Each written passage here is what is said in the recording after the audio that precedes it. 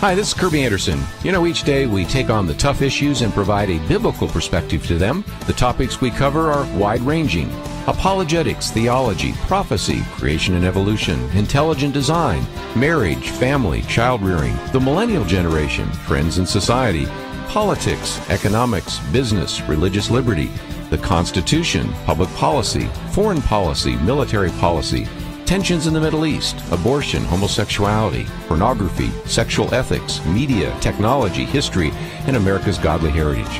We talk about anything that affects your faith, your family, or your freedom. So don't go anywhere, because Point of View starts right now.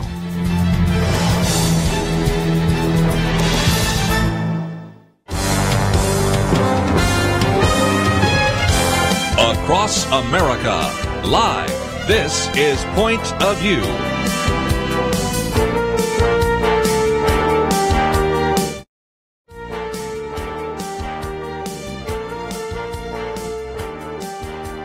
And now, your guest host for Point of View. Well, good Monday morning, everybody. This is Lieutenant Colonel retired Alan West. I am not Kirby Anderson, but I guess I could racially identify as Kirby Anderson, but I'm not as mentally astute or intellectually astute. But it's going to be a great time to be with you all here today for 2 hours on this Monday morning, kicking it off. I got to tell you, it's cold as all get out here in Dallas, Texas. I did my morning PT run, and it was about 25, 26 degrees. It reminded me of why I thought I was happy to be retired, but old habits die hard. There's a lot to get to today. We have some great guest that we're going to have on with us. We got Corey Clagett with United American Patriots, and he's going to talk about a young man and a case that should be near and dear to the folks here in Texas, but all of us across the United States of America, an Army First Lieutenant by the name of Clint Lawrence. Then we also, if you have seen the movie 12 Strong, we're going to talk to one of the people that is actually depicted in that film. And you will come to find out that that individual and I have a very interesting relationship. But first of all, I just want to start in this opening segment. You know, the Winter Olympics are going on right now, and I have to tell you, I have not tuned into the Winter Olympics. It's not because I don't want to watch the Winter Olympics. It's just that it's college basketball season, and we're about 1 month away from what I think is one of the greatest times in sports in the United States of America. That's March Madness. And for whatever reason, you know, I'm a graduate of the University of Tennessee, and all of a sudden we found a basketball team. I mean, they were actually rated to be a number 4 seeded in the South region. Of course, we lost this past Saturday by 28 points to the dreaded Alabama Crimson Tide. Can't beat them in football. Now it seems we can't even beat them in basketball. Maybe Nick Saban was on the sidelines coaching there. But lest I digress. When we talk about the Winter Olympics, I mean, everyone just wants to tune in and see the skiing or the skating, the figure skating. I mean, whatever, you know, winter sport you're into, the hockey, what have you. Maybe some of you like curling. I just can't get used to that. I call it sweeping. But anyhow, you know, it seems that everything can get politicized by the liberal progressive media these days. And so when you looked at some of the headlines that were out there this weekend, they were actually saying that the sister of the incredibly brutal dictator, Kim Jong-un of North Korea, was stealing the show. That if she was in competition there, she would get a gold medal. Now, I have to, this is a head-scratching moment. Here is a young lady who is the sister one of the most brutal dictators in the world. I mean, the half-brother, maybe he could have been there, except he was poisoned. The uncle, maybe he could have attended the Olympics, but he was shot to death with an anti-aircraft 37-millimeter weapon, all by the orders of Kim Jong-un. Now, this is the same sister to the brother of a regime that, as you know, shipped back the body of an American citizen last year, Otto Warmbier. He eventually died after being in a coma. Wrongly arrested, wrongly tried, wrongly convicted, imprisoned to hard labor, and was sent back to these great United States of America in a coma.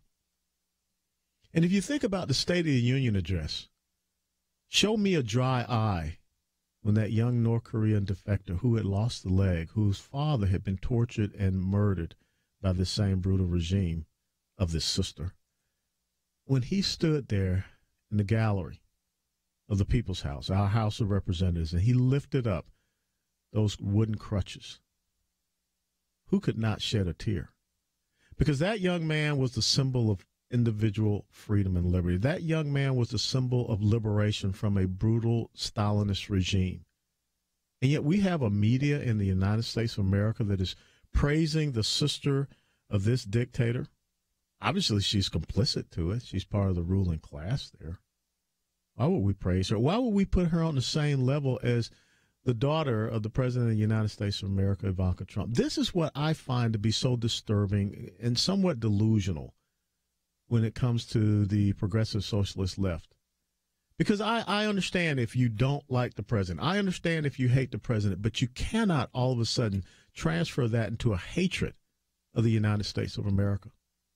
And when you are having headlines that are praising the sister of a brutal dictator, let me tell you something. This is a brutal dictator that is executing Christians just because of their faith. That starving their people. And we're going to praise someone like that? But then I guess it is getting to the point where I must admit there is nothing about the left that anymore shocks me. Because after all, these were the folks, the Hollywood elitist Jane Fonda, she was over there on top of a anti-aircraft gun of the North Vietnamese, and she's still praised. She's still all over the shows and everything like that. John Kerry, our former Secretary of State, was the guy that was colluding with the North Vietnamese, and he was still actually an active duty naval officer when he did it. If you think about, the Rolling Stone magazine, how it portrayed Dzhokhar Tsarnaev, one of the Boston Marathon terrorist bombers, on its cover. You think about what is, you look around and you see all these pictures of Che Guevara and how these young leftist students want to wear his likeness on T-shirts. They don't wear Washington or Jefferson or Lincoln, or definitely not going to wear Reagan or Madison, the right of our Constitution. Che Guevara, another murderous person. In the State of the Union address just a couple of weeks ago, the president talked about how he was going to reinstate the sanctions against a communist regime in Cuba and a socialist regime in Venezuela. And remember, Venezuela, Hugo Chavez, all the folks from the left would run down there and praise Hugo Chavez and talk about how great he was and all of this kind of good stuff. People are now under Nicolas Maduro eating out of dumpsters. And, of course, we know that the state police are gunning down unarmed protesters. But we don't hear anything from the progressive socialist left about that. But interestingly enough, in that State of the Union address, when the word went out from our president that he was going to reinstate those sanctions against those two regimes, the communist regime and the socialist regime, the people on one side of that chamber sat down. I'm really asking myself, has the left in America gone so far in hating the president that they are fully embracing that which is the antithesis of who we are in the United States of America? It's okay to rip a child out of the womb of a mother. But then they stand up against, the death penalty for violent criminals, rapists, assaultists, murderers. I'm just not understanding it. To me, it just seems so hypocritical. Who would sit down and say, I think it's a swell idea. Let's put a headline out here and talk about how great Kim Yo-jong, that really sounds like a rap artist. Remember Little Kim? Well, I guess this Little Kim Yo, that's the new North Korean rap artist. Maybe that's what's going to happen. She's going to have a worldwide tour here in the United States of America. But who would sit down and do that? That shows you how confused we are. Colonel Alan West, I'll be right back, and we're going to be talking to Corey Clagett of the United American Patriots. Point of View Radio. Come back.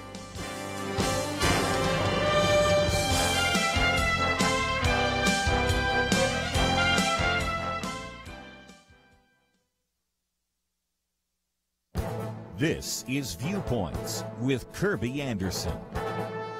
You know, last week I talked about the decision by the Department of Health and Human Services to create the Conscience and Religious Freedom Division. Because of some of the controversy surrounding it, I wanted to revisit the topic. The division was created to protect doctors, nurses, and other healthcare providers from being coerced into participating in activities that violate their consciences. That would include such medical procedures as abortion, sterilization, or assisted suicide. The editors of the New York Times argued that this additional governmental agency was unnecessary. They argued that Christians have unfounded fears about this issue.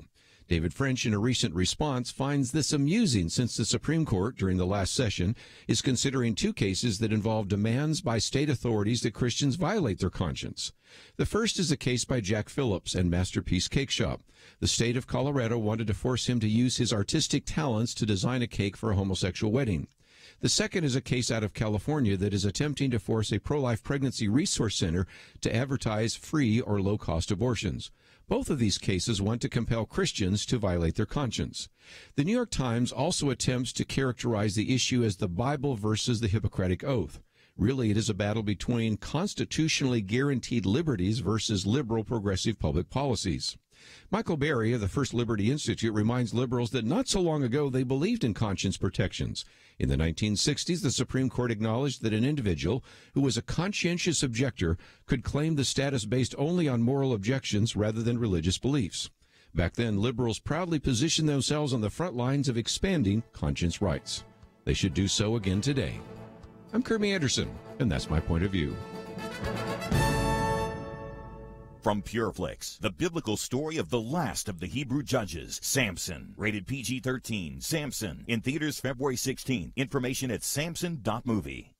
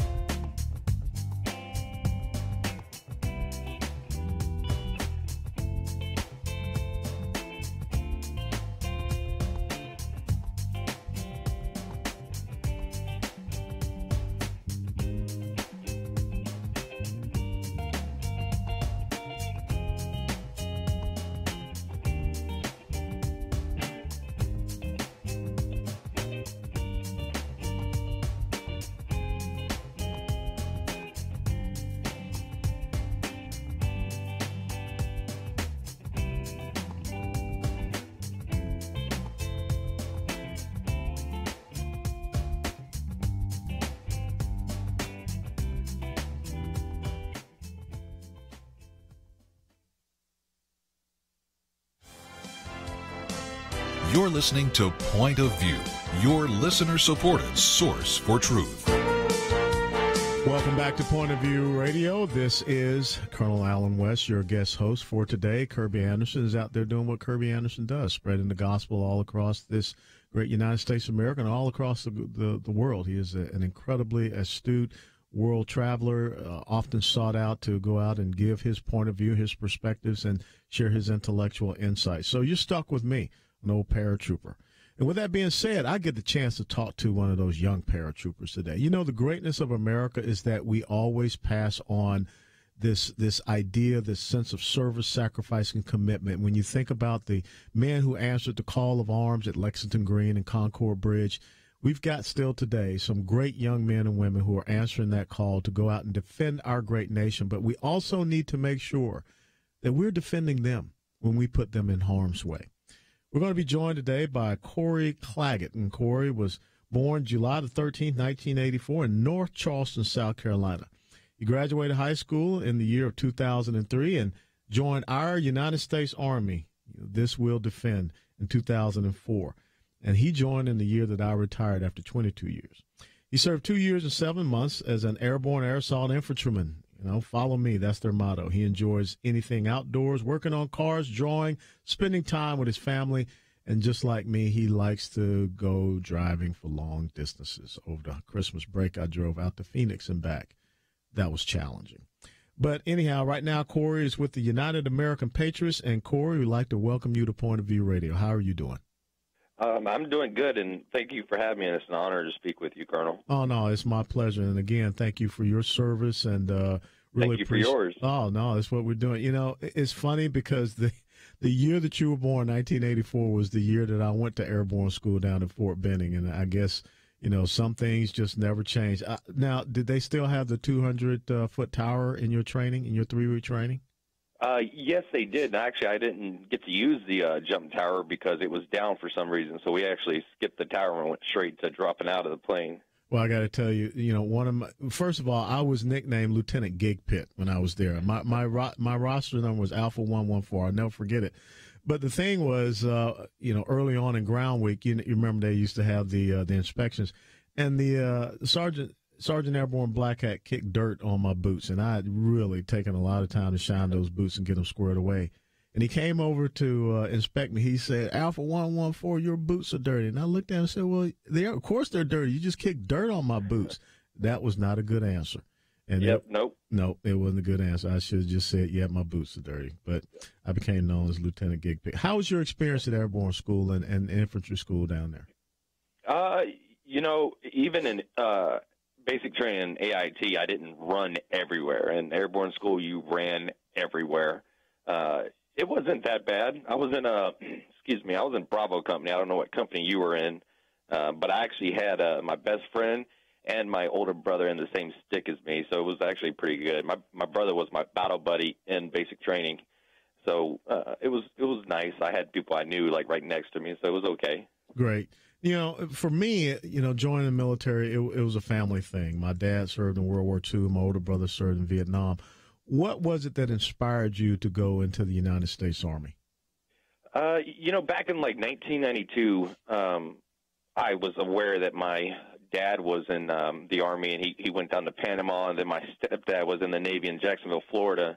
And my mom just kept telling me, the military is good. She just kept beefing it up, and that's what I remember back then. And when I got of age, I was like, well, I want to join, and I went to the recruiting office, and I saw this huge poster of guys, with the face paint on, and they're in a Zodiac, and I'm like, I want to do that. And he's like, that's Special Forces, and I was like, I want to do that. So I got the Airborne Ranger Special Forces contract, but circumstances prevented me to go to the Special Forces route and the Ranger route, personal reasons. So I didn't get to do that, but my mom and my grandpa, he was in Vietnam as well, and they just kept preaching how it's a good environment, it's a family, and that's just something I wanted and as a career, and so I enlisted, and my brother did as well the same day, and we shipped off to basic training the same day as well. So it was just instilled into my head at an early age, and so I tried to fulfill that.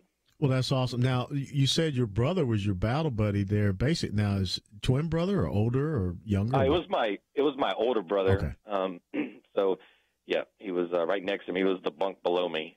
Wow. Who made up the best bunk? Oh, I did. He pounds a quarter on mine because I always had to step on his to get on mine. So his was never as tight. Oh boy, nothing like two brothers being there at basic training. Yep. Did the drill sergeants give y'all both heat, or did they try to favor one or the other? They called me the Stallion and him the Mustang for some reason. They didn't really give us heat. Excuse me. Mm-hmm. But I got heat a lot because I was the Joker, and so I got corrected a lot of times.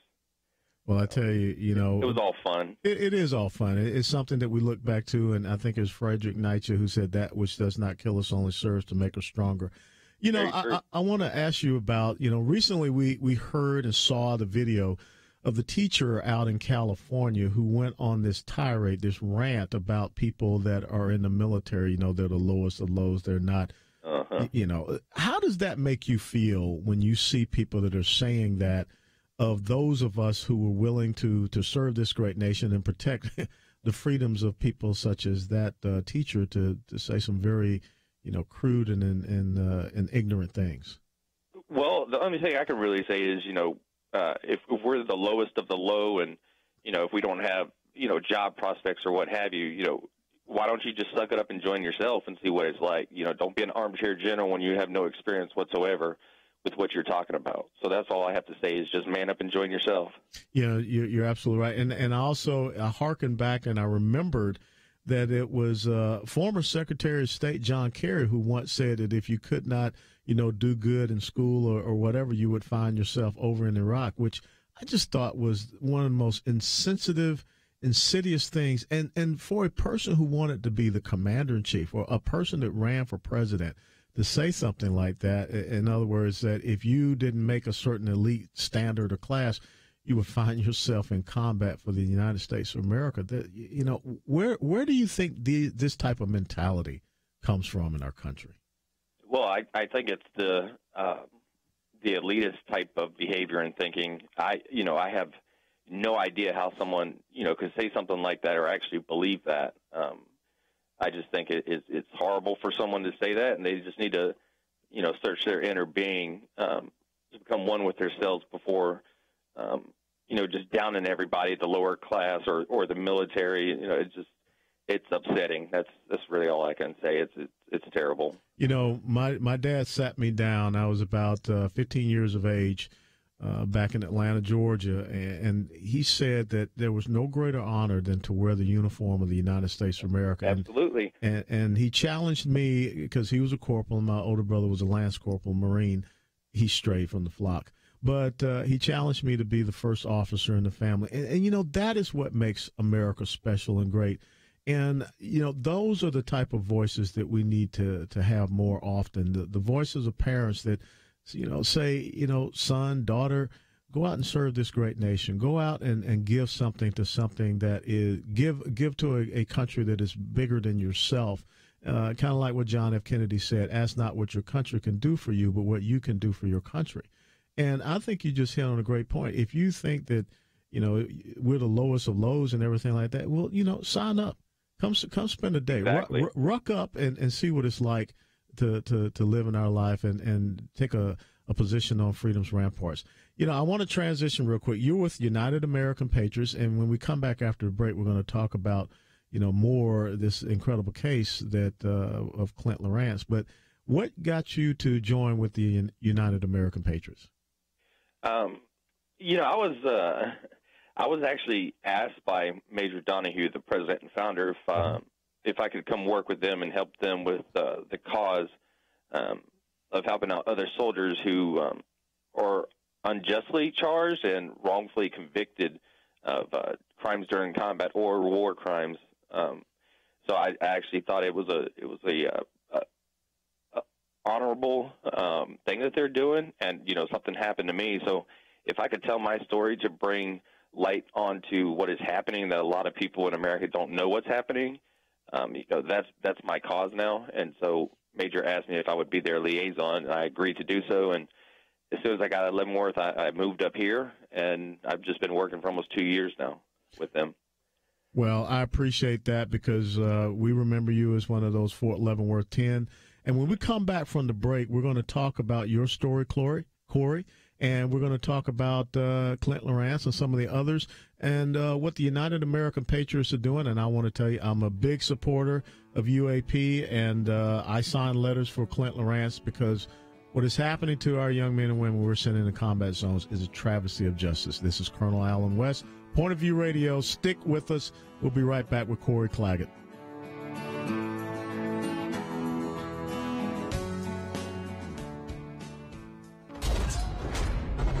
From PureFlix comes Samson, the biblical story of the last of the Hebrew judges, from his anointing to betrayal to redemption.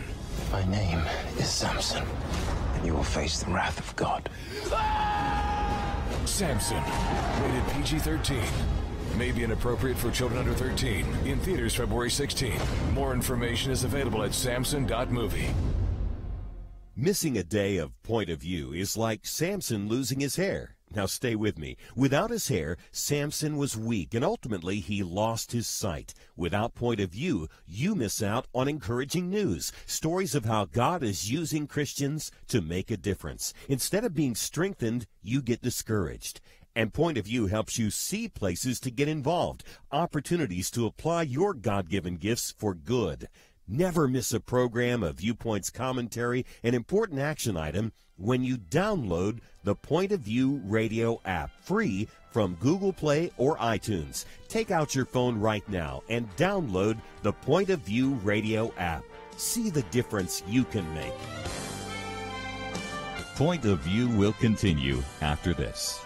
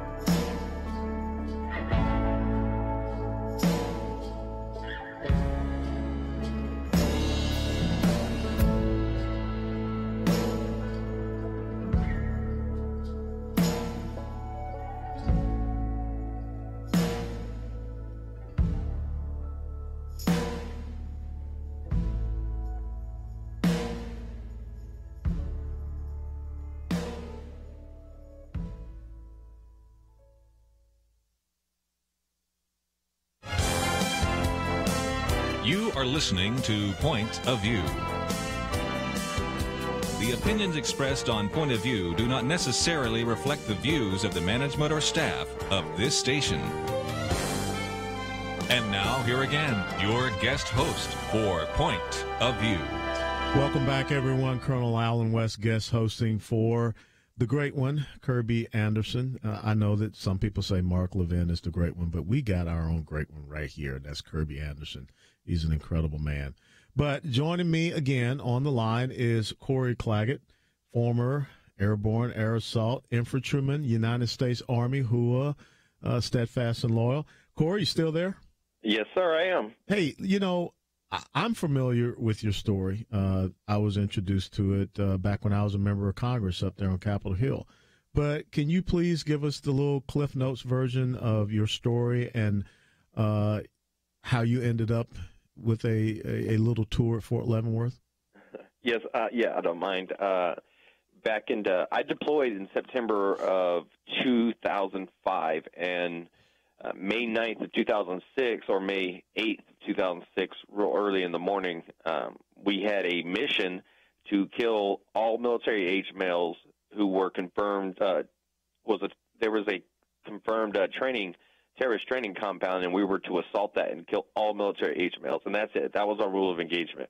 And our commander, Colonel Steele, gave us a briefing on what was going to happen. You know, he put in our heads that, you know, some of us aren't going to make it back, and you know, just prepare yourself. You know, we're going in guns blazing, and you know, we air assault this compound, and you know, we circle around it, and we see these 3 buildings, and we see a guy, and so we land. As soon as we land, you know, I hear gunfire.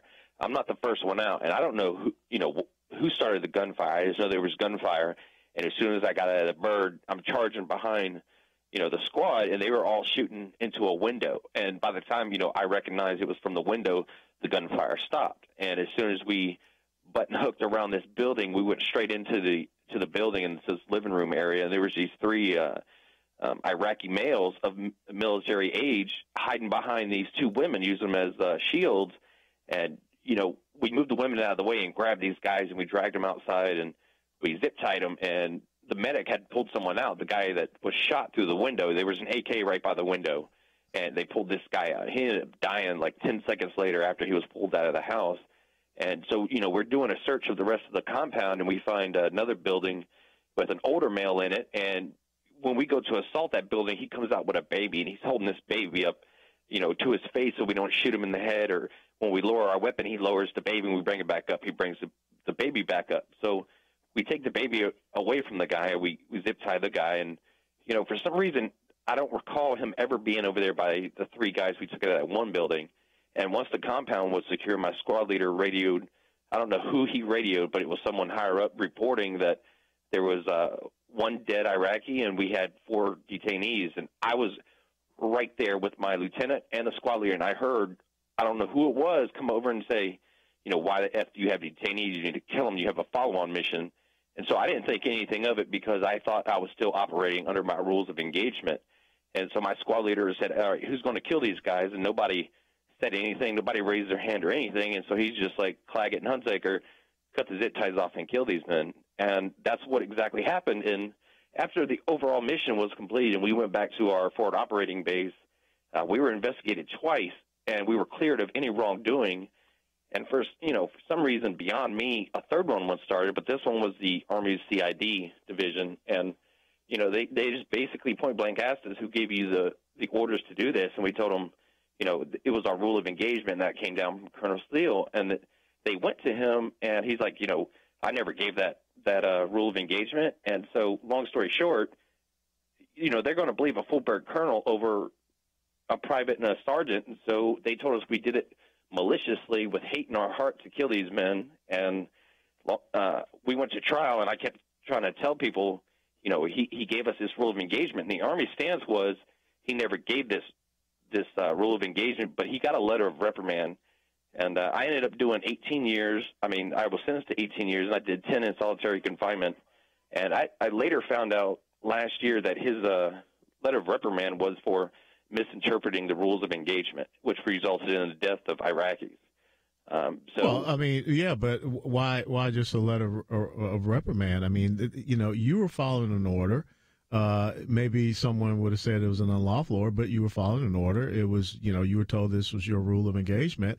Now, the question is, did you have your sentence commuted, or what was it? Was it overturned in Not appeal? at all. Okay, not at all. Were you pardoned? Nope, sure was not. It was denied from President Obama. And see, this is what upsets me. My story as well. But what upsets me, and should upset and incense Americans, is that here we have someone like a Bo Bergdahl, who deserted his post in Afghanistan before the enemy and caused Americans to lose their lives searching for him, but yet he is walking free. Here we have a Bradley Manning, who divulged over 700,000 pieces of classified information. But because of this gender dysphoria that Bradley suffers from, his sentence was commuted and he is free. And now he's going to run for U.S. Senate in the state of Maryland. This is the wrong that we have going on. This is why we have these great young men and women that we're putting out in harm's way. And we're asking them to fight a very tough battle. I mean, fighting against non-state, non-uniform belligerents is not easy, Islamic jihadists, because they blend in, and as you heard, they use women as shields, they use babies as shields, whatever. But yet we are putting our young men and women into prison. And I remember, Corey, speaking with your relatives about the fact that you remember that too. Yeah, you were put into that solitary confinement. And I'm just so glad to know that you have overcome that. But your record should be expunged. You should be pardoned for what happened. We're actually starting the combat pardon petition again because, we tried with Obama and it didn't work. So now we're doing it again with President Trump to see if that works. We all know President Trump, this is not any opinion from UAP. This is the opinion of me. We all know that President Trump's loved his military. So hopefully that he'll see these cases and, it hits his heart that all of the guys we're requesting a pardon for were all a victim of the government. And, Colonel Allen, I want to tell you also that the sentencing is not all that the Army does. As soon as you get out of prison, and if you were in your first enlistment period, the Army will recoup what they gave you for your bonus. So as soon as I got out and was employed and I filed taxes, they jumped right on it and took everything. And I tried to contact, DFAS and what have you, and it gave me the runaround to my unit to the IRS, and the IRS saying it's back to DFAS. So they're not done seeking their teeth into you. It's not just you get out of prison and everything is okay. They will still get you. So I wanted to add that just because you get out of prison and you're on parole doesn't mean if you owe the military, they will come and get you and give you the runaround when you try to track down who initiated the process. Yeah. So I wanted to add that. Now, quickly, because running low on time, about 2.5 minutes, Army First Lieutenant Clint Lawrence from Texas. Here's a young man that is sitting in Fort Leavenworth. I think he had a 20-year sentence for ordering the firing upon Taliban insurgents there in Afghanistan. And the Army, in his case, withheld exculpatory evidence. And again, we have a pardon petition for Clint Lawrence out there. Can you give us maybe a 40-second quick update on his case? What I know right now is I believe he is in the second level of appeals, which is the civilian court. And I'll go ahead and say now that they are going to just go ahead with the Army's report and his sentencing. So right now we're just trying to fight to get the new evidence in there so somebody can look at it and send him back to trial. But right now we're just waiting. And see, folks, this is something that has to get to the desk of Secretary of Defense Mattis. It has to get to President Trump. If the president can pardon someone like Sheriff Joe Arpaio, then we need to have the records of people like Corey Clagett, Clint Lawrence, and, William Hunsaker, whose Army Achievement Medal hangs in my office in my house because he wanted me to have it. We've got to do right, because what we don't want to see happen in America is that these stories, such as Corey's story, get out there, and then all of a sudden when fathers and mothers, say, we want you to join the military, but we don't want that but. We want people to once again encourage our young men to stand up and wear the uniform. All right, you got 15 seconds. What's your closing comment? Well, actually, I would like to direct people to go to UAP's website, which is unitedpatriots.org, and learn how you can help us fight for the soldiers or Marines that are in trouble right now. Ladies and gentlemen, Corey, I want to say thank you. I'm so glad you're out, but we got to do a lot more to get your record cleaned up. And just God bless you, and thank you, and have a great day. Thank you, and you too. Absolutely. Ladies and gentlemen, that was Corey Clagett, United States Army soldier, airborne, air assault, infantryman. We send them into harm's way. We got to take care of our young men and women that we put out there, because if we don't take care of them, then one day they may not be standing on freedom's ramparts to take care of us. Colonel Allen West, Point of View Radio. We'll be right back after the break.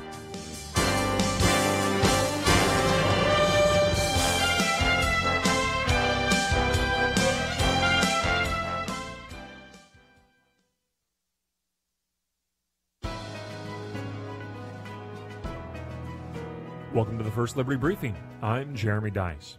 News out of Minneapolis reports of an aspiring teen boxer granted a religious accommodation.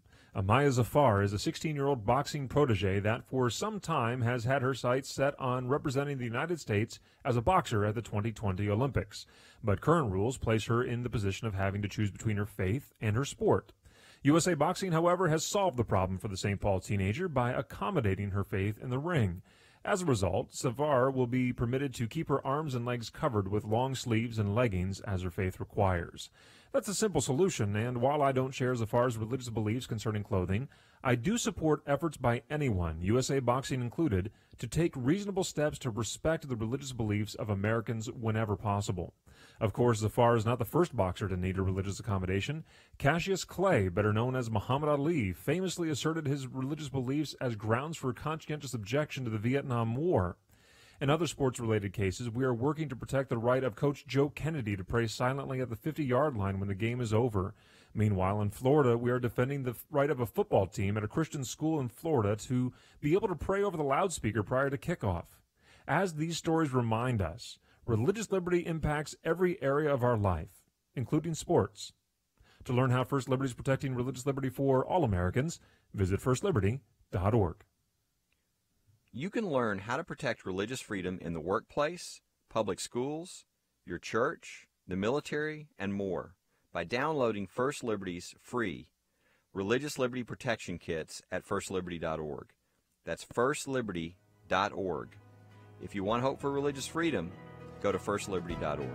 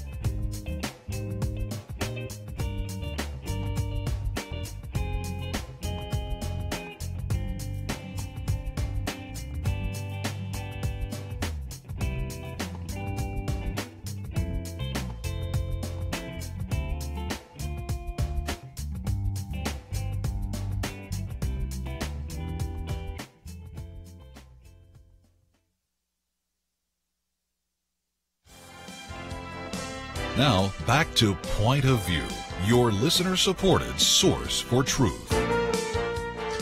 Greetings. Welcome back to Point of View. This is Colonel Allen West, your guest host for Kirby Anderson, who is out spreading the good word of our Lord and Savior Jesus Christ. You know, we got time for some calls. The caller line is 800-351-1212. Again, the caller line here for Point of View Radio is 800-351-1212. Let's talk about a couple of things coming out of Washington, D.C. right now. You know, last week I was driving down to give a little talk down in Austin, Texas, and as I woke up early in the morning up here, you know, turned it on and saw that they were voting in the House of Representatives on a special budget deal. You know, one of the things we have to understand in the United States of America, we can't make deals with constitutional principles. We can't make deals with the fiscal responsibility of the United States of America. We can't make deals with the future of this great nation when it comes to what needs to happen so that we don't pass on debt and extraordinary deficits onto our children. But one of the things that we continue to see happening out of Washington, D.C., and you remember I served a term up there in the United States Congress, is that no one wants to take the responsibility to do what is right by this nation. And so when I think about what happened with this budget deal as was signed, of course, passed in the Senate, passed in the House, and signed, we're just going to put ourselves back further in a long-run fiscal state for the United States of America. Now, look, I am all for this tax cut law that we have. We see great things happening. Wages are increasing. We see the fact that, there are more corporations that are doing what is right by their employees, and we are going to see an incredible economic growth in this country. Now, it's very interesting that Wall Street didn't initially, doesn't seem like they like that, because for too long they have been, receiving I call it the crack cocaine of an artificial economy with interest rates being manipulated and other things, the printing of money, the quantitative easings, 1, 2, 3, 3.5. But now we're getting back to a true free market economy. But the most important thing that Washington, D.C. has to come to understand, it is not a revenue issue in the United States of America. It is their spending issue. And another thing that I am really tired of seeing happen is our military spending. The most important responsibility of the federal government is, if you look at the preamble to the Constitution, to provide for the common defense. That's an active verb. It says promote the general welfare. But it seems that some people have juxtaposed those two words, and they believe that we should just kind of promote the common defense, which is a passive verb, and we should provide for general welfare. And that's what you saw happen with this bill. Think about all of the increased spending that is happening from our federal government. And eventually what ends up occurring is that for all of this spending, there is more borrowing, which means the debt will go up. I want folks to understand that the budget of the United States of America is broken up into two halves. You have a mandatory spending side and you have a discretionary spending side. The mandatory spending side, which is where we see Social Security, Medicare, Medicaid, and the net interest of the debt, no one touches it. The mandatory spending side is now 66% of the budget of the United States of America. The discretionary spending side is broken down into two parts. It's defense discretionary and non-defense discretionary. And what continues to happen is that we tie up defense discretionary by bargaining for increased non-defense discretionary spending. All of these different programs and things of this nature that we want to see happen. And if we're not careful, what is going to end up occurring in the United States of America, if we do not get people that are fiscally responsible and accountable, is that the entire mandatory spending side of our budget, all of our revenues will go to service that. And basically there is a day coming when we will have to borrow money in order to provide for the common defense. And what is the most disturbing thing is that no one has the political will, courage, or resolve to stand up and say to the American people, we must do something about the mandatory spending side. We must do something about reforming Social Security, Medicare, Medicaid. We must do something about lowering our debt so that the net interest of the debt does not continue to grow. The net interest of the debt within the next 5 to 10 years will be greater than our entire defense budget, especially if the interest rates tick up 1.5%. This is a very critical situation in which we find ourselves, and we're going to find ourselves returning back to the trillion-dollar deficits of the first 4 years of the Obama administration. Why we're going to see the trillion-dollar deficits come back? Because, once again, we're cutting the taxes. We're doing the things that are right by the economy and economic growth, but we're not doing anything as far as budget reform and spending reform in the United States of America. The United States federal government operates on what is called a baseline budget system, which means this. They operate by having a baseline, and every single year, every new budget year, they just increase from that baseline.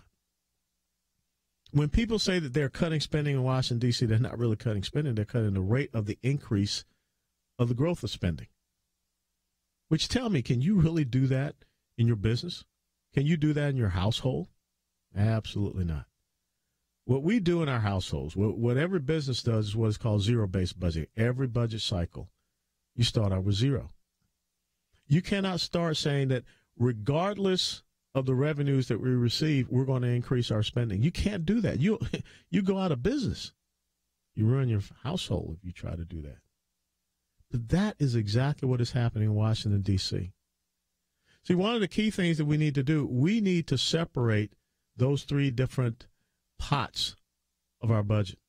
We need to deal with the defense discretionary standalone, not couple it with the non-defense discretionary. We need to deal with the non-defense discretionary standing alone. We need to deal with the mandatory spending side of the house of our budget. There's some people call that entitlement spending. I don't want to use those words. I want to call it what it really is, and that's the mandatory spending side, which no one touches. And so it just continues to run, ad nauseum, ad infinitum. And one of the key things that we need to do, the Social Security disability insurance, which now, if you look around, everyone's on Social Security disability insurance. You look at these billboards, even around here in Dallas and elsewhere, you see all of these lawyers now come to me about getting on Social Security disability. We have taken a good program and totally perverted what it was supposed to be about, all on the backs of the American taxpayer. This is a very serious issue. The former chairman of the Joint Chiefs of Staff, Admiral Mike Mullen, when he was asked a few years ago, what is the greatest threat to our national security, he said the debt. Because if we don't get our debt under control, we're actually going to have to go and ask people for money to fund our military. A military that right now, the Army's smaller than what it was pre-9/11. You know about all these Navy vessels that are running into each other because of lack of training resources and ship qualifications and crews. 50% of our combat aviation fleet is non-mission capable. A Marine Corps that's at World War I levels. See, I'm not celebrating with Mitch McConnell and Chuck Schumer and all of them. I think what they have done is a grand disservice to the United States of America and our fiscal future, the future for our children and grandchildren. But the thing is this: when are we as the American people going to stand up and stop looking to government and what they can give us and start looking to government to say, just provide us the left and right limits, set the conditions for us to have our own fiscal success and our own pursuit of happiness, instead of people up in Washington, D.C. trying to guarantee our happiness. Because as long as we believe that they can guarantee our happiness, as long as we believe that it is man that we put our faith in and not in God, then we're going to see our debt and our deficits continue to explode. Colonel Allen West here with Point of View Radio. We'll be right back after this break.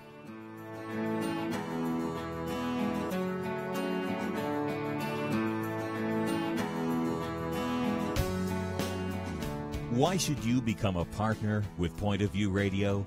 Because for decades, this team has made a significant difference in lives and communities across the nation. Because America is dying for lack of biblical wisdom about life and culture. You should give because your gift will make possible cutting-edge information on issues that matter, information you won't hear anywhere else. Why? Because your gift will change lives, because you'll influence our culture with biblical truth, and because you can make a difference for the future. Our nation needs a truth team very badly. Support Point of View Radio today at pointofview.net. Click on Join the Truth Team and choose your level of support. Pointofview.net or call 800-347-5151, 800-347-5151, or mail that first donation to Point of View, Box 30, Dallas, Texas 75221. Box 30, Dallas 75221. Point of View will continue after this.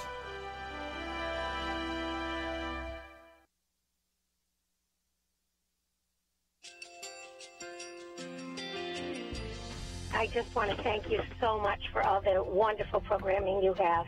You're just absolutely fantastic. I recently started listening to Point of View, and I really found it interesting because of the different subjects you cover. Thank you for that. I really appreciate everything that you do in keeping us informed. Thank you, Kirby, for everything that you have been doing. I appreciate all the work that you're doing, advocating for the Word of God. Thank you so much.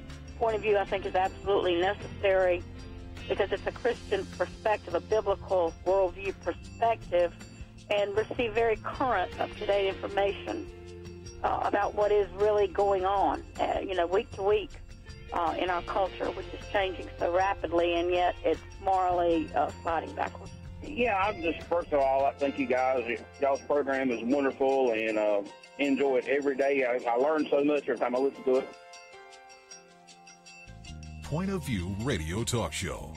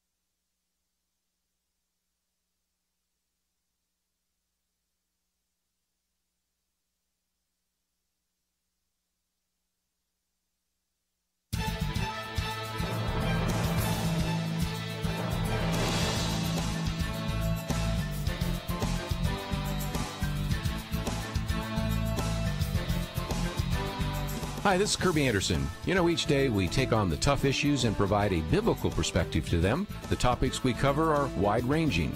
Apologetics, theology, prophecy, creation and evolution, intelligent design, marriage, family, child-rearing, the millennial generation, trends in society, politics, economics, business, religious liberty, the Constitution, public policy, foreign policy, military policy, tensions in the Middle East, abortion, homosexuality, pornography, sexual ethics, media, technology, history, and America's godly heritage.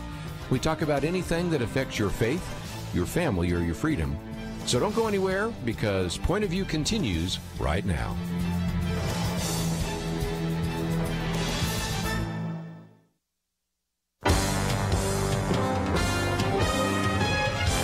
Across America, live. This is Point of View.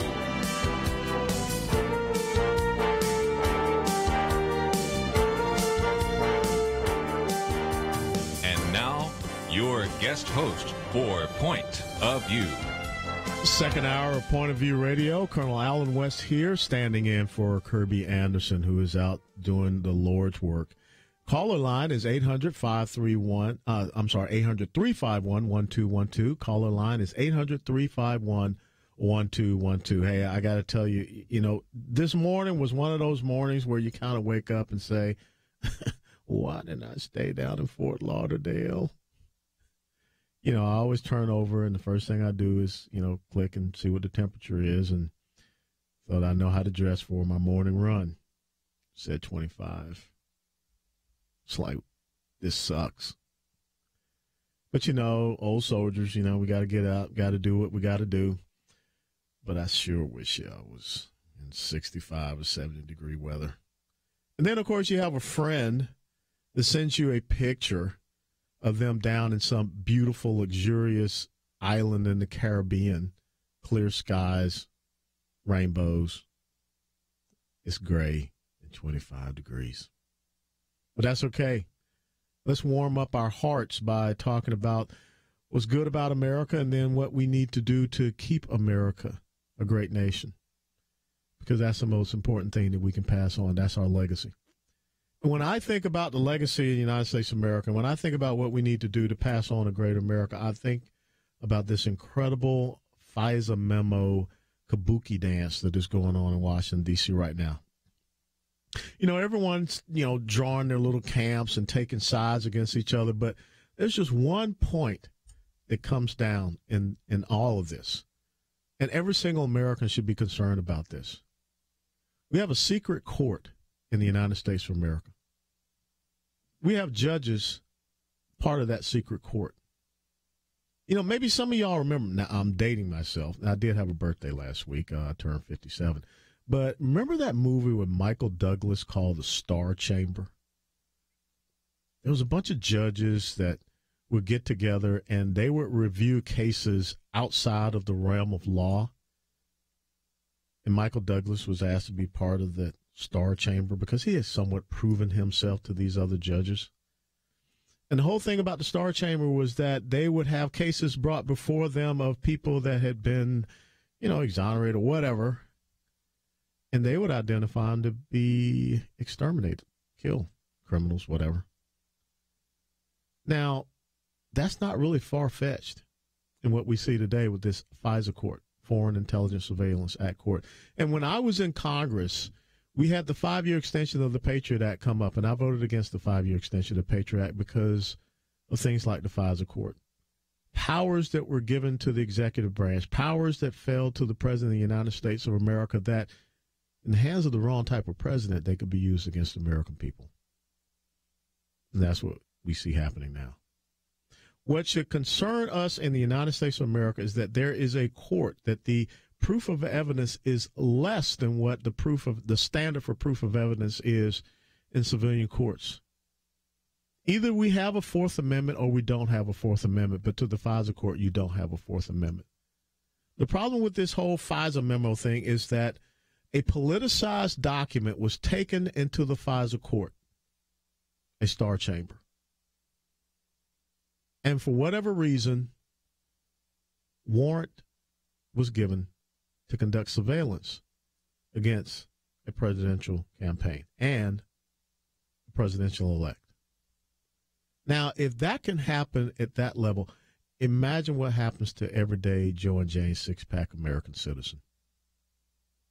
We do not have an East German Stasi type of secret police or secret court, but it appears that we do. I thought we lived in a constitutional republic where the rights of the individual were supreme. But yet here in this FISA court, someone can bring allegations or it seems just, hyperbole, gossip before a court that has granted 99.95% of the time warrants, and we have no idea who they are. That's why we need to see the transcripts, because here is what happens.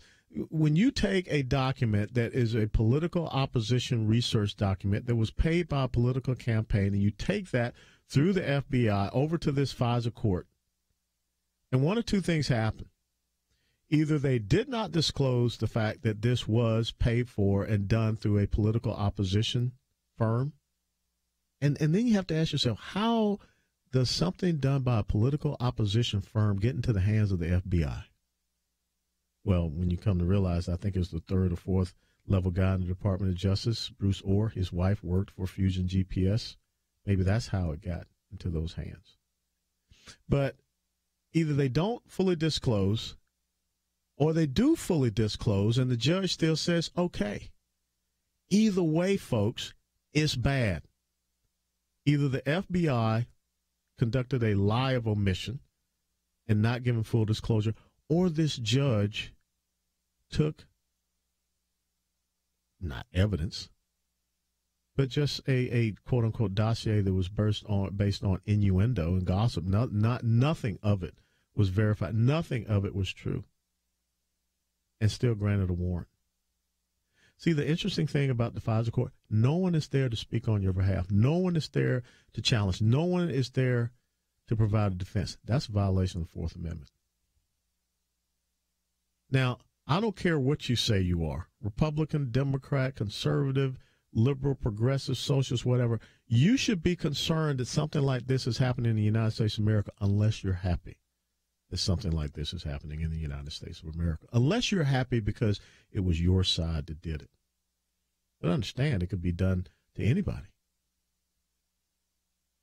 That's the whole disconcerting aspect. It is not about, well, this memo said this and this memo says that. There has been one thing that has not been refuted or challenged. That unverified information, not intelligence, unverified information, gossip, innuendo, politicized documentation from a political opposition research firm was brought before a FISA court by way of the Federal Bureau of Investigation. My dear friend, because, I'm a Fox News contributor, my dear friend who used to be a Fox News show host there, Greta Van Susteren, coined a great phrase. She said, Washington, D.C. is the city of no consequences.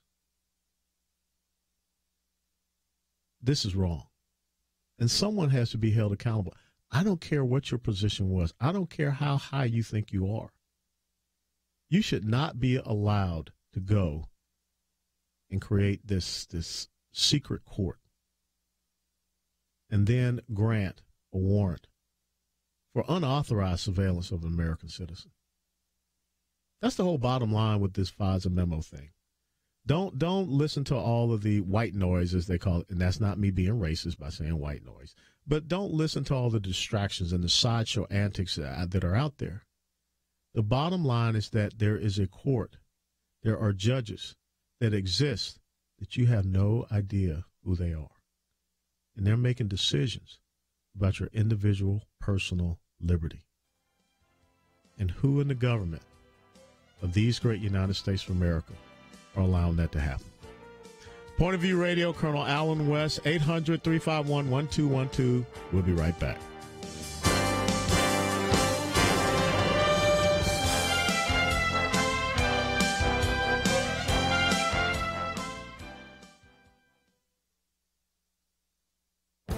This is Viewpoints with Kirby Anderson. You know, last week I talked about the decision by the Department of Health and Human Services to create the Conscience and Religious Freedom Division. Because of some of the controversy surrounding it, I wanted to revisit the topic.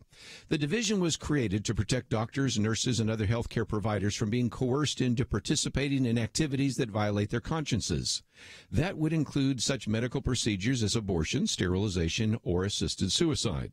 The editors of the New York Times argued that this additional governmental agency was unnecessary. They argued that Christians have unfounded fears about this issue. David French, in a recent response, finds this amusing since the Supreme Court, during the last session, is considering two cases that involve demands by state authorities that Christians violate their conscience. The first is a case by Jack Phillips and Masterpiece Cake Shop. The state of Colorado wanted to force him to use his artistic talents to design a cake for a homosexual wedding. The second is a case out of California that is attempting to force a pro-life pregnancy resource center to advertise free or low-cost abortions. Both of these cases want to compel Christians to violate their conscience. The New York Times also attempts to characterize the issue as the Bible versus the Hippocratic Oath. Really, it is a battle between constitutionally guaranteed liberties versus liberal progressive public policies. Michael Berry of the First Liberty Institute reminds liberals that not so long ago they believed in conscience protections.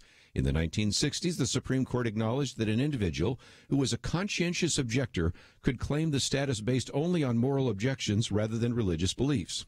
Back then, liberals proudly positioned themselves on the front lines of expanding conscience rights. They should do so again today. I'm Kirby Anderson, and that's my point of view. From PureFlix, the biblical story of the last of the Hebrew judges, Samson. Rated PG-13, Samson. In theaters February 16th. Information at samson.movie.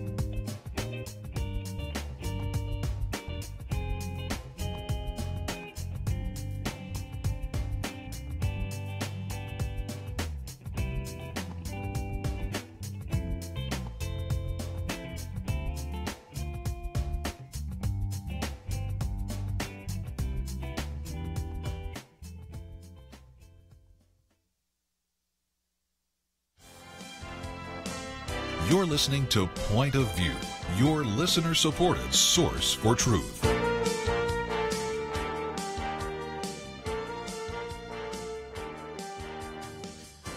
Hello, everybody. Colonel Alan West. Welcome back, Point of View Radio. I'm your guest host today. Kirby Anderson is out doing the Lord's work. Our caller line is 800-351-1212. Again, 800-351-1212. You know, there are times in a military career that you meet someone, you have an opportunity to train with them or just share experiences with them, and you never know what will happen later on in life.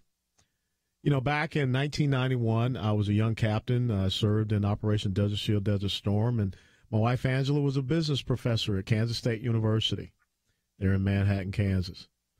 Upon redeployment back, they told me that chances are I was going to be going to an ROTC assignment. And they told me Mississippi. I'm from Georgia. I didn't want to go to Mississippi. If I was going to teach ROTC, I wanted to go back to my alma mater or go back to Georgia to do it. But guess what? I said, why can't I just go over here to this Kansas State University, you know, right here next to Fort Riley, Kansas? And one of those few times the Army, you know, was wise. And they said, okay, sure. We didn't have to have, you know, more taxpayer money to move me and my family. So there I was, ROTC instructor at Kansas State University, and met an incredible young man that went on to do incredible things for this great nation. I don't know if any of you have had the opportunity to go see this movie here recently, 12 Strong. If you haven't, you need to, because that is the declassified story about our first response to 9/11. The leader of that Special Forces A team, the character in the book and the movie was named Mitch Daniels. His real name is Mark Nutsch. Mark Nutsch in 1991 was a cadet at Army ROTC at Kansas State University. Mark today is now a reservist in the Special Operations, and like I said, in October 2001, he was the commander of ODA, Operational Detachment Alpha 595, one of the first two 12-man teams to arrive in Afghanistan. And he's on the air with me now. Mark, how are you doing? Hey, good morning, sir. Great to hear from you. Oh, stop with the sir thing. You know, that's over now. I can't drop you for push-ups anymore. How you doing? How's the family? We're doing great. Great. It was school. It is just a pleasure and an honor to have a chance to talk to you, and it's just been great to, be texting and everything. And as I told you, much the same as it said to Esther, that she was made for a time such as this. You are also. This is your time to really tell an incredible story and to let people know the caliber of men and women that we have out there, and especially in our Special Operations Forces. But, let's go back and our days at Kansas State University. I mean, did you ever think when you were there as a young cadet that this would be the place that you would end up? No. I knew I wanted to get into the Special Operations community and challenge myself with some tough training and working with some great people. But I never thought it would lead to the deployments and the experiences that I've had throughout my career.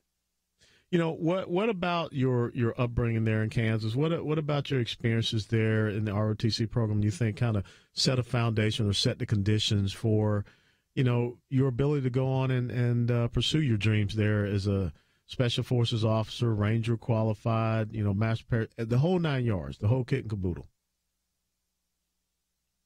I would say it's just, the resilience, the great mentorship that we had from both the officers and NCOs there. Master Sergeant Rayburn. Yeah, O'Vern. Yeah, O'Vern.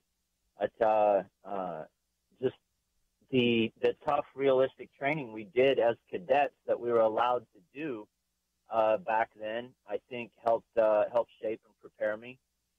Just the, getting the stubbornness to get through college. I wasn't exactly on the 4-year plan back then. Yeah, but that's okay because, for some young men and young women, I mean, it takes a maturation process. I remember, you sitting there at your place that you share with your buddies and, roping bales of hay and all of that type of stuff, because you are truly a cowboy. You are truly a Westerner. I mean, you love your rodeo and all that kind of good stuff. But it was about the perseverance because you knew, much the same as when I went to University of Tennessee, that you wanted to have those gold bars, pinned on your shoulders. What was it like? I mean, I can still go back and, 31 July 82, my commissioning date, and remember my parents putting those gold bars on me. What was it like commissioning day for you?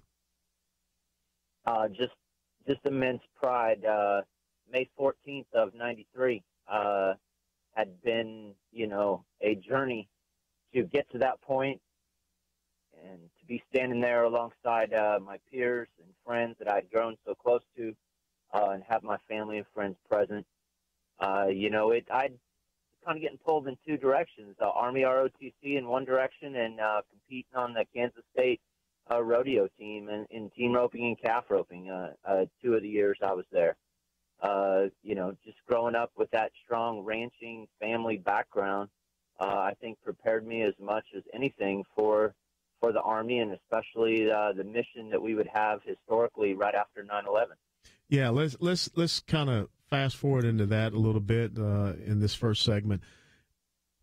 Tell us about some of your early assignments before you got to the Afghanistan assignment, because you're a Russian linguist. I mean, how well did the Army prepare you for that time that you saw right after 9/11?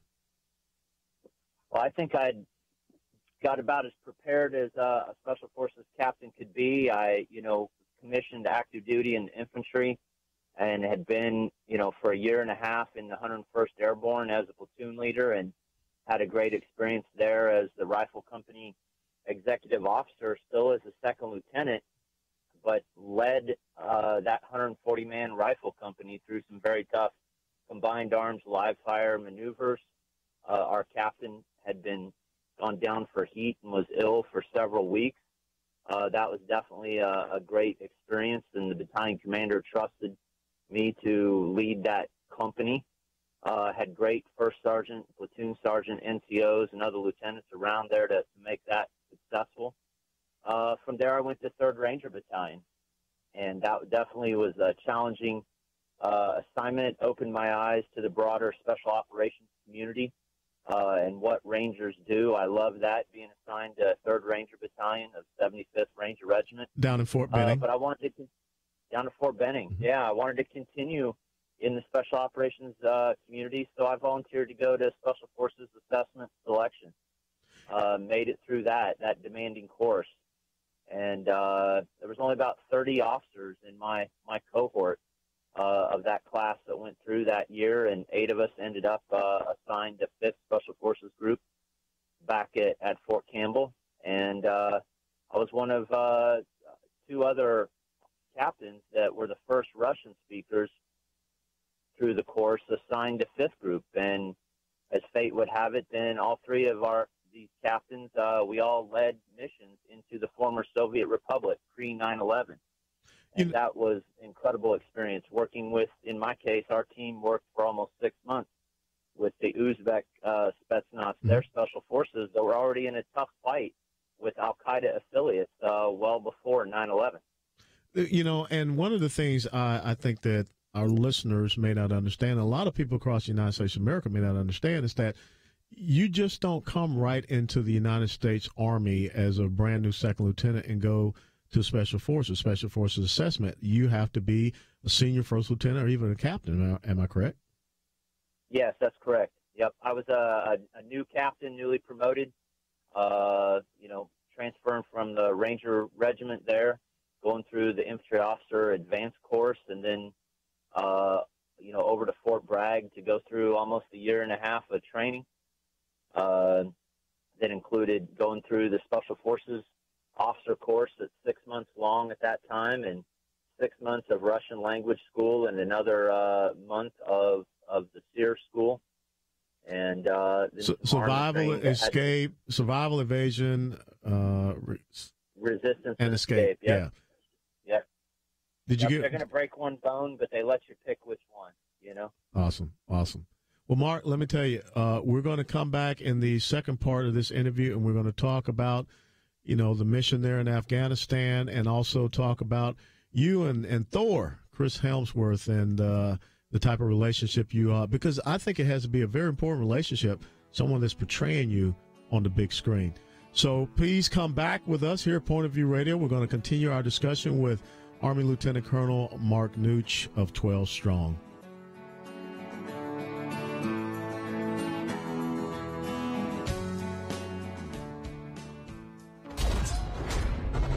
From PureFlix comes Samson, the biblical story of the last of the Hebrew judges, from his anointing to betrayal to redemption. My name is Samson, and you will face the wrath of God. Samson, rated PG-13. May be inappropriate for children under 13. In theaters February 16. More information is available at samson.movie. Missing a day of Point of View is like Samson losing his hair. Now stay with me. Without his hair, Samson was weak, and ultimately he lost his sight. Without Point of View, you miss out on encouraging news, stories of how God is using Christians to make a difference. Instead of being strengthened, you get discouraged. And Point of View helps you see places to get involved, opportunities to apply your God-given gifts for good. Never miss a program, a Viewpoints commentary, an important action item when you download the Point of View Radio app, free from Google Play or iTunes. Take out your phone right now and download the Point of View Radio app. See the difference you can make. Point of View will continue after this.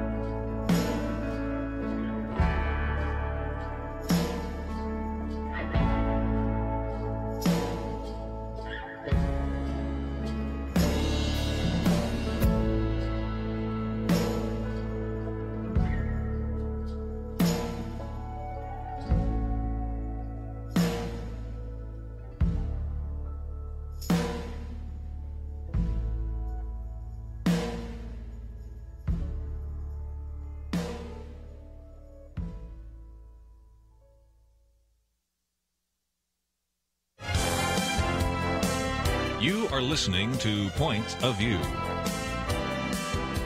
The opinions expressed on Point of View do not necessarily reflect the views of the management or staff of this station.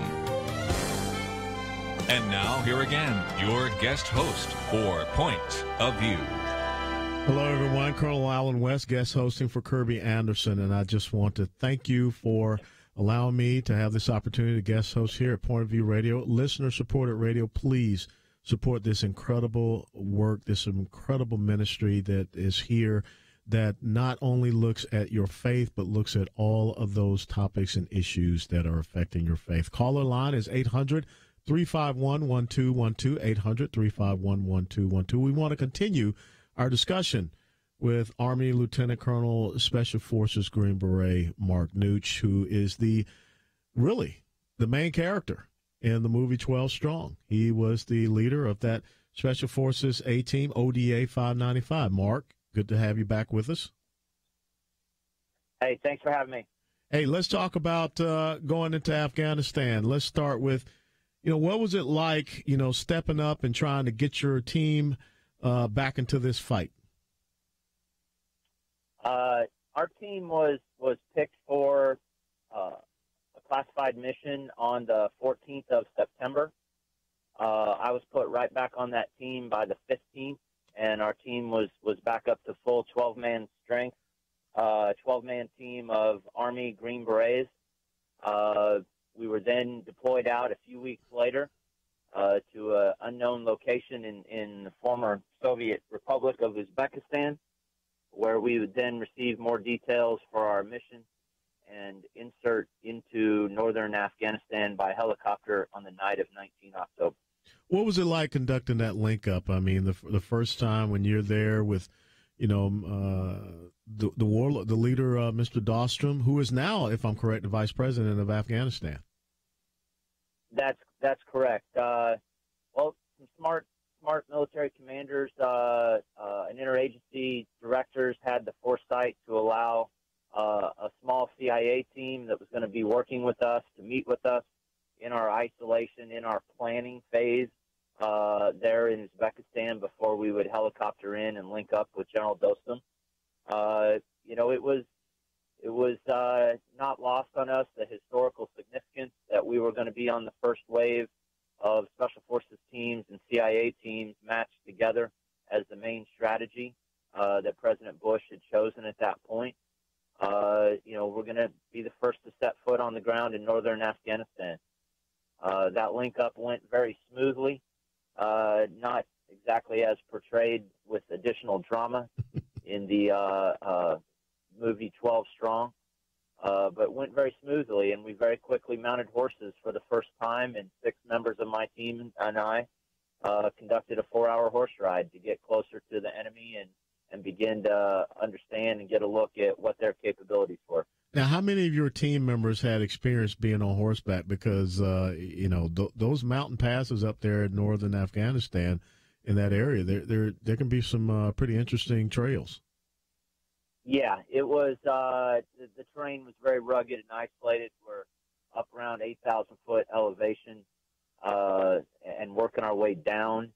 But one other member of my team had some riding experience in high school and competed in rodeo and things like that. But, for the large part, the other 10 guys, their only experience horseback riding had maybe been at a summer trail camp when they were a teenager, or mom and dad taking them to a county fair when they were young kids. That doesn't exactly cut it, No, that doesn't exactly cut it. And it was just amazing. One of the things that we say in the military, adapt and overcome. And that's exactly what you guys were able to do. Exactly. The adaptability, the flexibility there. These Green Beret sergeants are incredible Americans. They're my heroes. They mounted horseback for the first time. That first move was 4 hours. Your first morning in country, the enemy, is out there. Our new allies, we're trying to build trust with them, the Northern Alliance militia. There's language barriers, there's cultural barriers.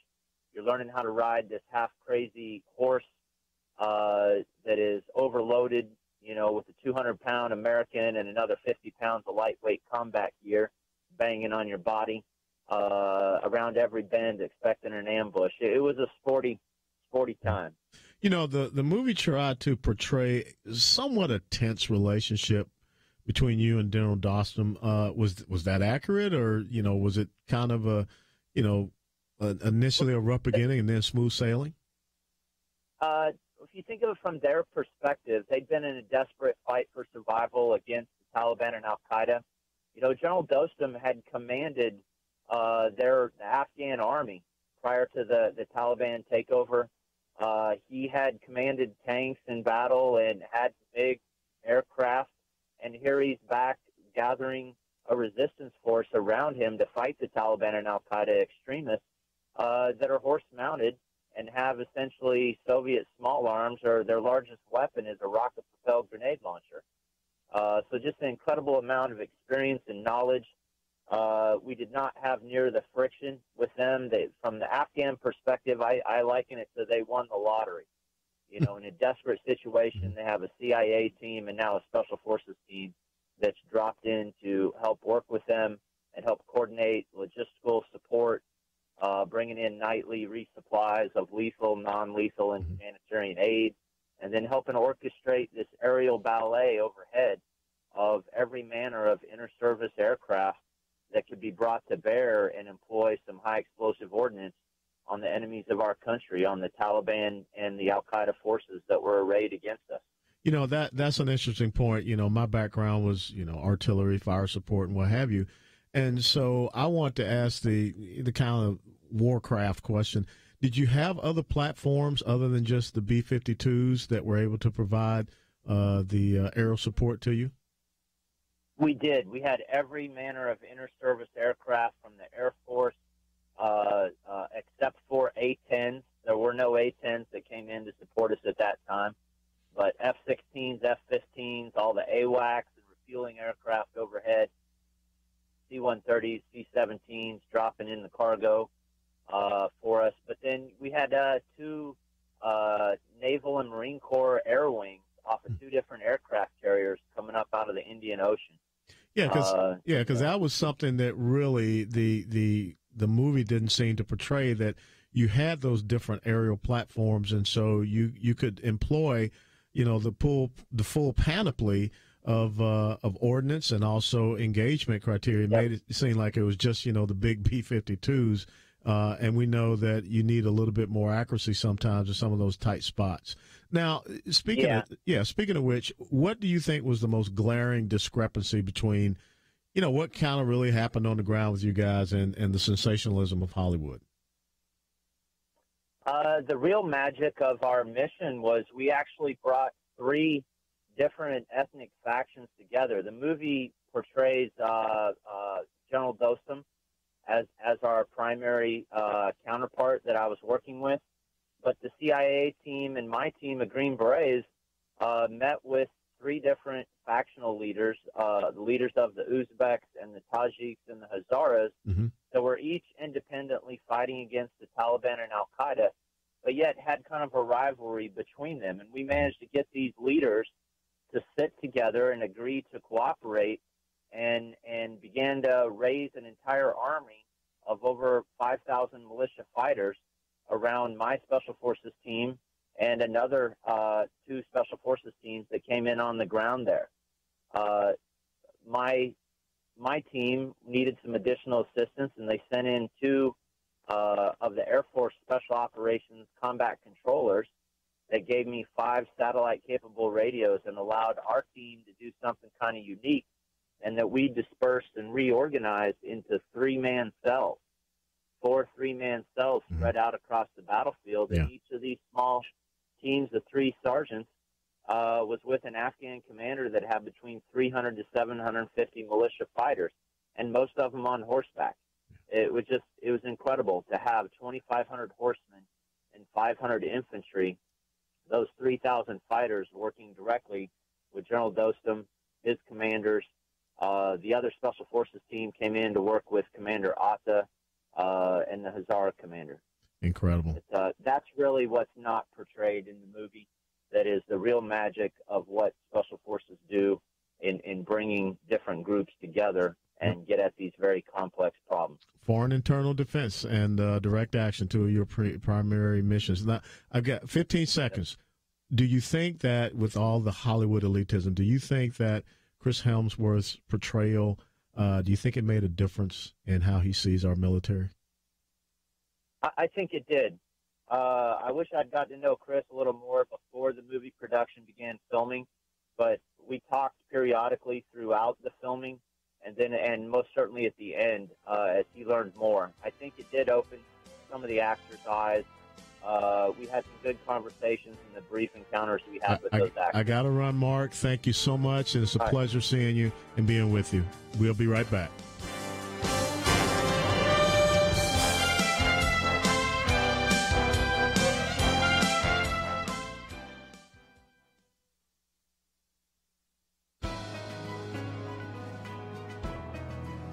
Welcome to the First Liberty Briefing. I'm Jeremy Dice. News out of Minneapolis reports of an aspiring teen boxer granted a religious accommodation. Amaya Zafar is a 16-year-old boxing protege that for some time has had her sights set on representing the United States as a boxer at the 2020 Olympics. But current rules place her in the position of having to choose between her faith and her sport. USA Boxing, however, has solved the problem for the St. Paul teenager by accommodating her faith in the ring. As a result, Zafar will be permitted to keep her arms and legs covered with long sleeves and leggings as her faith requires. That's a simple solution, and while I don't share Zafar's religious beliefs concerning clothing, I do support efforts by anyone, USA Boxing included, to take reasonable steps to respect the religious beliefs of Americans whenever possible. Of course, Zafar is not the first boxer to need a religious accommodation. Cassius Clay, better known as Muhammad Ali, famously asserted his religious beliefs as grounds for conscientious objection to the Vietnam War. In other sports-related cases, we are working to protect the right of Coach Joe Kennedy to pray silently at the 50-yard line when the game is over. Meanwhile, in Florida, we are defending the right of a football team at a Christian school in Florida to be able to pray over the loudspeaker prior to kickoff. As these stories remind us, religious liberty impacts every area of our life, including sports. To learn how First Liberty is protecting religious liberty for all Americans, visit firstliberty.org. You can learn how to protect religious freedom in the workplace, public schools, your church, the military, and more by downloading First Liberty's free Religious Liberty Protection Kits at firstliberty.org. That's firstliberty.org. If you want hope for religious freedom, go to firstliberty.org.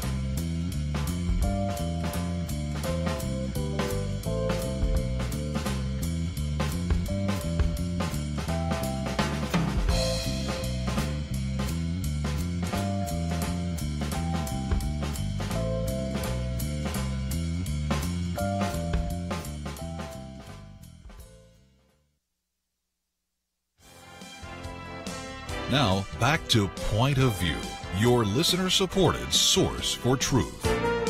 Greetings, everyone. Colonel Alan West here, guest hosting Point of View Radio for Kirby Anderson. Our caller line, 800-351-1212, 800-351-1212, and we have a call from San Juan, Puerto Rico.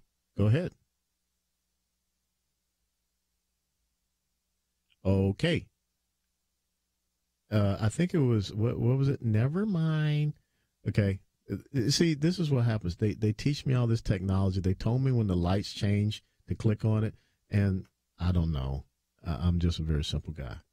But anyhow, this is what I want to kind of close with and talk to you all about in the last 8.5 minutes. It's February 2018. It's the month that many people have come to know as Black History Month. But what really is Black History Month all about?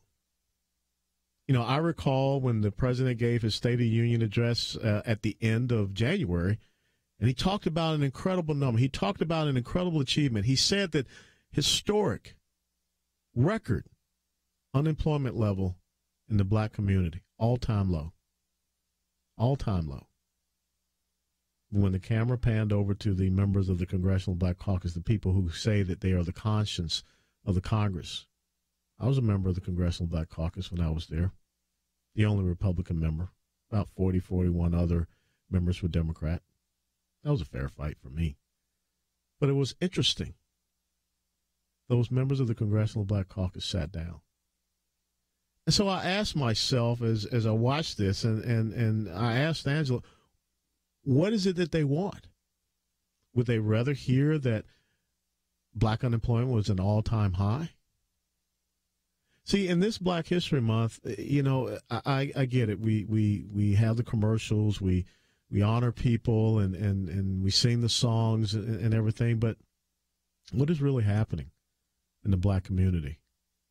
And are we really going to ask those tough questions in this Black History Month? As I shared earlier, last week, February the 7th, I had my 57th birthday. In 1961, when I was born, the two-parent household in the Black community was somewhere between 75 77%. Today, the two-parent household in the Black community is about 24%. And you look at what is happening in the inner-city communities. When you look at the breakdown of the family, you can see all the other second- and third-order effects that come from that. Is it time now that we start to ask ourselves, the Great Society programs of Lyndon Johnson, the war on poverty, has it really been successful in the Black community? We need to ask that question in this Black History Month. Because when I think about how Lyndon Johnson brought about this policy, saying that if a woman has a child out of wedlock, the government will provide a check to that woman, no matter how many children she has out of wedlock, except there was one caveat. She cannot have a man in the home. And even the liberal Democrat senator from New York, Daniel Patrick Moynihan, said in his book, The Negro Family, that you will end up having incredible unintended consequences. You will end up destroying that which has been the foundation, the fundamental basis of the success of the Black community in the most hard and dire circumstances and times. The family, the two-parent household. He was vilified, pilloried, denigrated, demeaned, disparaged by the liberal progressive elites. But he was right when you look at where we are today. It has been that breakdown of the family that we've got to fix. And overall, since Lyndon Johnson and that policy has come about, we've seen out-of-wedlock births explode in the United States of America. Not saying that a single parent can't raise a child, but it should not be something that the government encourages through the largesse of the American taxpayer. And as well, when you look at the inner city communities and you know, the area that surrounds me where I live here in Dallas, the Forest Lane, Audelia area. And if you say Forest Lane and Audelia to people here in Dallas, they give you that eyeball look. It's a rough area. And it really hurts my heart when I drive down Forest Lane heading home and I see all these young Black men standing out there guarding drug apartments and things of this nature. And they could be doing something so much better. Maybe they could be like Corey Clagett. Maybe they could be like Mark Nutsch. Maybe they could be like me, a kid from the inner city of Atlanta, Georgia, who went on to serve his country.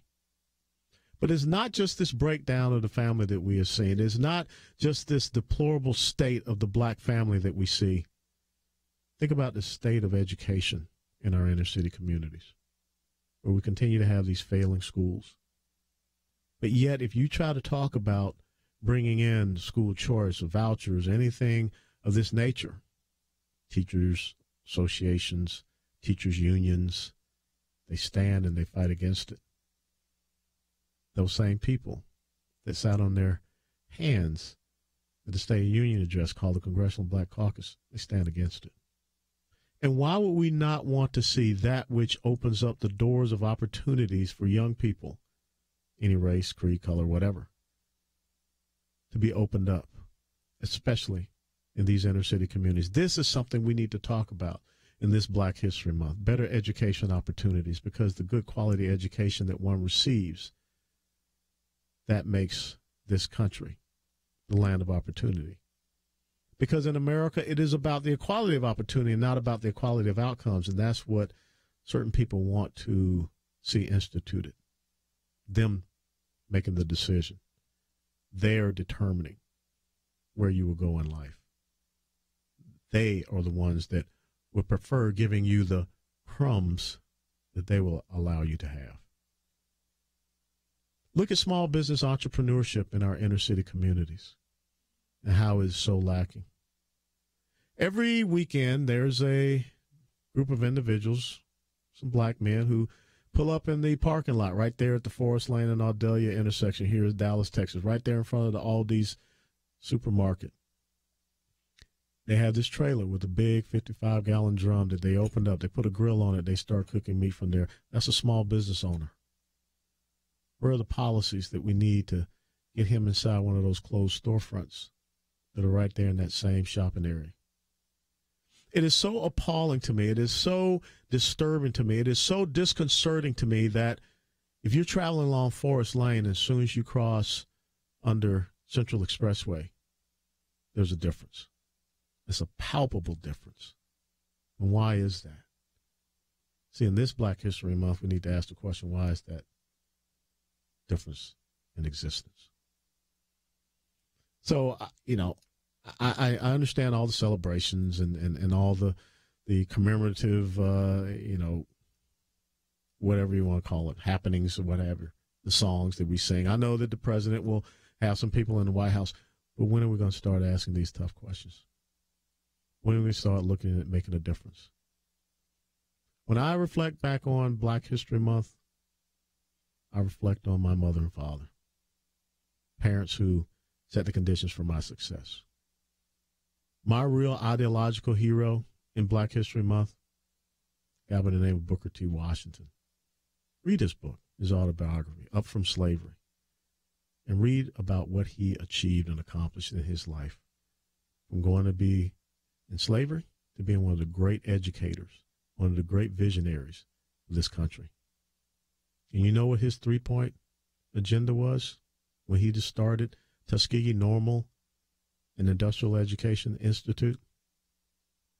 Education, entrepreneurship, and self-reliance. Because as my mother raised me to understand, self-esteem only comes from doing esteemable things. And sitting back and waiting for a check from government, that's not an esteemable thing. This Black History Month and every month, let's be doing esteemable things for the greatest nation the world has ever known. God bless you. Have a great day. Is religious freedom still a cornerstone of the Republic, or has it effectively been crushed by the forces of tolerance? America needs